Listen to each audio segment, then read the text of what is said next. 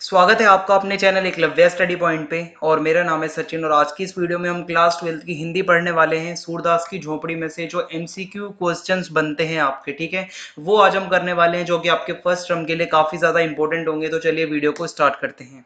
Instagram पे आप मुझे फॉलो कर सकते हैं। आपकी कोई भी समस्या हो आप मुझ तक आके बता सकते हैं। मेरा यूज़र नेम आपकी स्क्रीन पे है। और आप टेलीग्राम ग्रुप को जरूर ज्वाइन करें, वहां पे आपको पीडीएफ वगैरह मिल जाएगी। और आपको सिंपल सा काम करना है, टेलीग्राम ओपन करना है, क्लास 12 ईएसपी न्यू ग्रुप, उस पर सर्च मारना है और आपके सामने ग्रुप आ जाएगा। आप उसको ज्वाइन कर लीजिए। 12,000 से ऊपर बच्चे उसको ज्वाइन कर चुके हैं। और अगर आप इन सभी चैप्टर्स के नोट्स वगैरह भी पढ़ना चाहते हो, क्योंकि मैंने आपको ऑलरेडी सूरदास की झोपड़ी चैप्टर पूरा डिटेल में पढ़ा रखा है, और उसके नोट्स वगैरह या जो भी हिंदी से रिलेटेड नोट्स आपको चाहिए, आप हमारी वेबसाइट को जरूर विजिट करें www.eklavyastudypoint.com। अगर आपको इनकेस नहीं पता था तो मैंने आपको बता दिया है।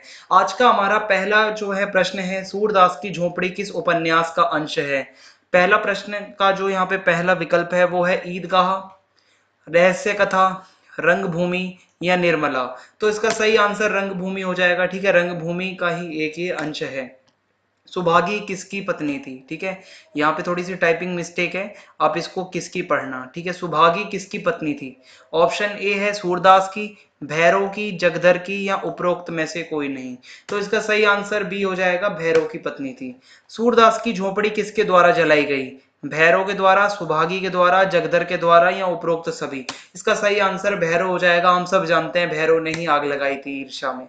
झोपड़ी की आग को किस आग के समान बताया गया है। ऑप्शन ए प्रेम की आग के समान, ऑप्शन बी विरह की आग के समान, ऑप्शन सी ईर्ष्या की आग के समान और ऑप्शन डी है विजय की आग के समान। तो झोपड़ी की आग को कहीं ना कहीं ईर्ष्या की आग के समान दिखाया गया है कि किस प्रकार जो आप कह सकते हो भैरव था वो कैसे सूरदास से ईर्ष्या करता था बहुत ज्यादा। ठीक है, सूरदास को किसके जल जाने का ज्यादा दुख था। झोपड़ी के जल जाने का, या बर्तनों के जल जाने का, या पोटली के जल जाने का, या उपरोक्त सभी या इन सभी चीजों का दुख था। तो सूरदास को पोटली के जल जाने का ज्यादा दुख था। सूरदास की 3 अभिलाषाएं क्या थी। ठीक है, अभिलाषाएं क्या थी सूरदास की 3। पहला ऑप्शन है यहाँ पे पितरों का पिंडदान करना, या मिठुआ का ब्याह करना, गांव के लिए एक कुआं बनवाना, या उपरोक्त सभी। तो ये आप कह सकते हो कि ये सारी ही उसकी अभिलाषाएं थी। ठीक है, मिठुआ और सूरदास के बीच कौन सा रिश्ता था।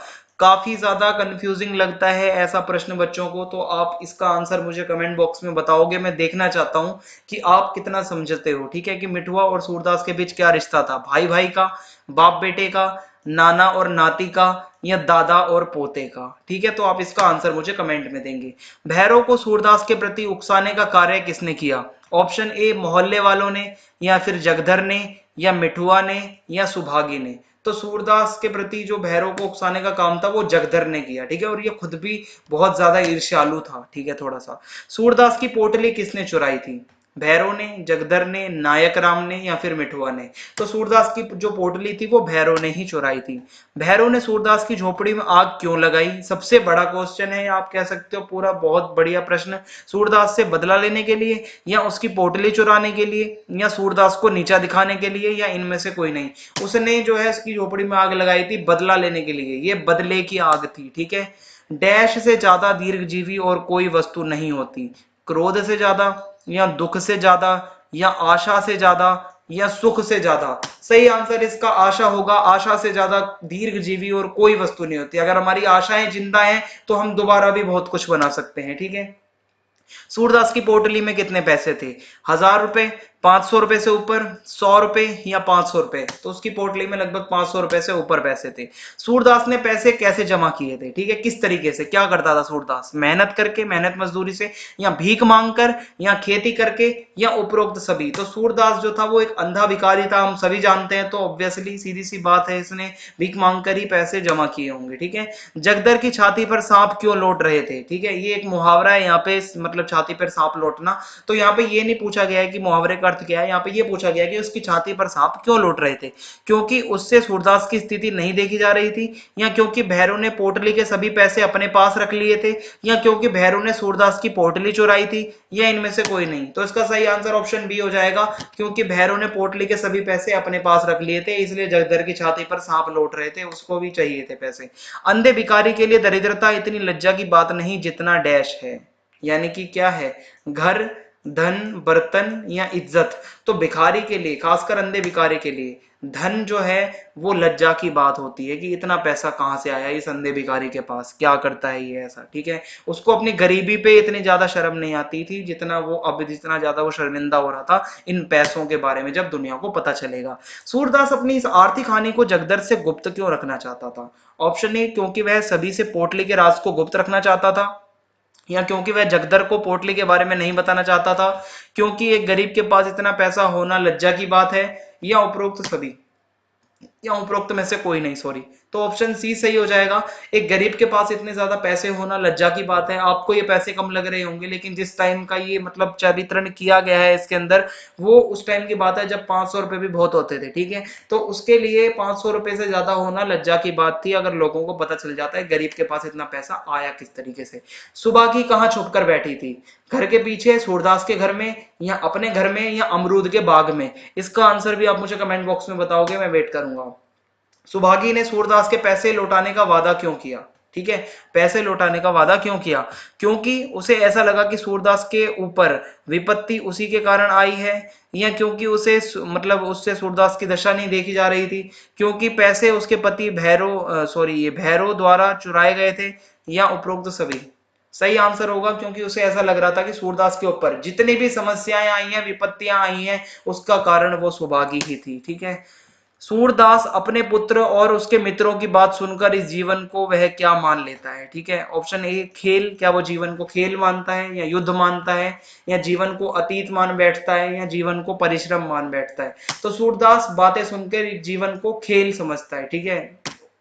सूरदास के मन में अचानक से आशा की किरण किस प्रकार जगी? ठीक है, खेलते हुए बच्चों की बात सुनकर कि तुम खेल में रोते हो, या उसके अंतर मन से, या अपनी दैन्य मतलब आप कह सकते हो कि मतलब ठीक है स्थिति को देखते हुए, या इनमें से कोई भी नहीं, ठीक है। तो इसका सही आंसर जो है ऑप्शन ए हो जाएगा। बच्चे जब आपस में खेल रहे होते हैं, कहते हैं तुम तो खेल में रोते हो, तो ये बात सुनकर आशा की किरण सूरदास के मन में जगती है।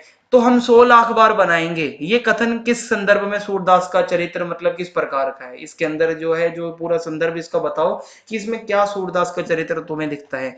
ऑप्शन ए हार ना मानने की प्रवृत्ति, आलस्य, अहंकारी, या निराशावादी? तो ऑप्शन ए सही हो जाएगा, हार ना मानने की प्रवृत्ति, कि तो हम 100 लाख बार भी बनाएंगे अगर कोई 100 लाख बार भी जलाएगा तो। भैरव कौन था? एक अंधा भिखारी, एक किसान था, या फिर एक सामान्य निवासी जो बहुत धनी था, या एक सामान्य निवासी था जिसकी सोच नकारात्मक थी और बहुत ज्यादा ईर्ष्यालु? तो ऑप्शन डी सही हो जाएगा यहाँ पे। जगदर कैसा व्यक्ति था? सामान्य व्यक्ति, धनी व्यक्ति, निर्धन व्यक्ति, या लालची व्यक्ति? ऑप्शन डी सही हो जाएगा, पैसों का लालची था एक नंबर का। निम्न में से क्या सूरदास का एक गुण है? तेज दौड़ता था, ये तो नहीं हो सकता। एक दृढ़ निश्चयी व्यक्ति था, डरपोक था, चोर था? तो इसका एक गुण है ऑप्शन बी, वो काफी ज्यादा दृढ़ निश्चयी व्यक्ति था, ठीक है। भैरव ने सूरदास के घर में आग क्यों लगाई?